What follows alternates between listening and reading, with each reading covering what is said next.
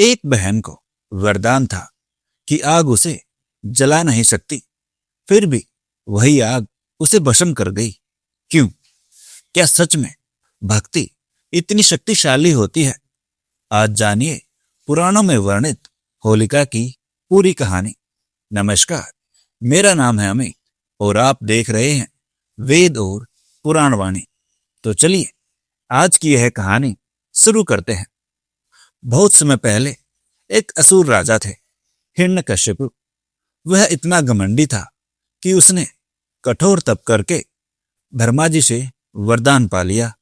उसने वरदान मांगा, न वह किसी मनुष्य से मरे, न किसी पशु से, न दिन में, न रात में, न घर के अंदर, न बाहर, न अस्त्र से, न शस्त्र से।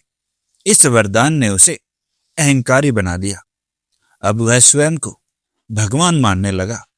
उसने पूरे राज्य में आदेश दे दिया, कोई विष्णु का नाम नहीं लेगा, सिर्फ मेरी पूजा होगी। लेकिन उसी राजा का पुत्र था प्रहलाद। प्रहलाद बचपन से ही भगवान विष्णु के परम भक्त थे। वह हर समय नारायण नारायण का जप करते। जब हिरण्यकश्यप को यह पता चला, वह क्रोधित हो उठा। उसने अपने ही बेटे को समझाया, मुझे भगवान मानो। लेकिन प्रहलाद ने शांत स्वर में कहा, पिताजी, सच्चे भगवान तो विष्णु है। यह सुनते ही राजा का क्रोध भड़क उठा। हिरण्यकश्यप ने प्रहलाद को मारने के कई प्रयास किए। उसे ऊंचे पहाड़ से फेंका गया, लेकिन भगवान ने बचा लिया। उसे विष दिया गया, लेकिन कुछ नहीं हुआ। हाथियों से कुचलवाया गया, फिर भी वह सुरक्षित रहे। हर बार प्रहलाद का विश्वास और मजबूत होता गया।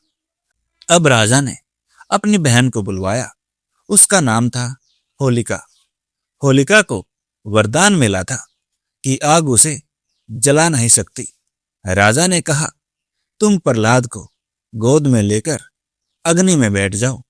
योजना साफ थी, प्रहलाद जल जाएगा और होलिका बच जाएगी। विशाल अग्नि प्रज्वलित की गई। चारों ओर असुरों की हंसी गूंज रही थी।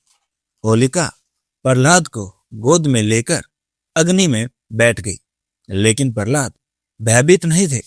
उन्होंने आंखें बंद की और विष्णु का नाम जपने लगे।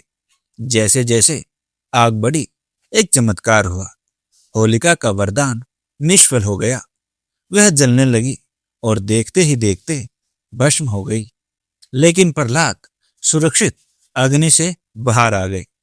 यह दृश्य देखकर पूरा राज्य स्तब्ध रह गया। हिरण्यकश्यप का अहंकार हिल गया।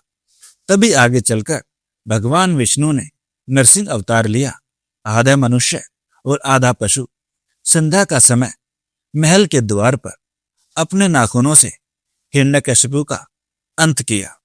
इस प्रकार ब्रह्मा जी के वरदान की हर शर्त पूरी हुई और अधर्म का अंत हुआ।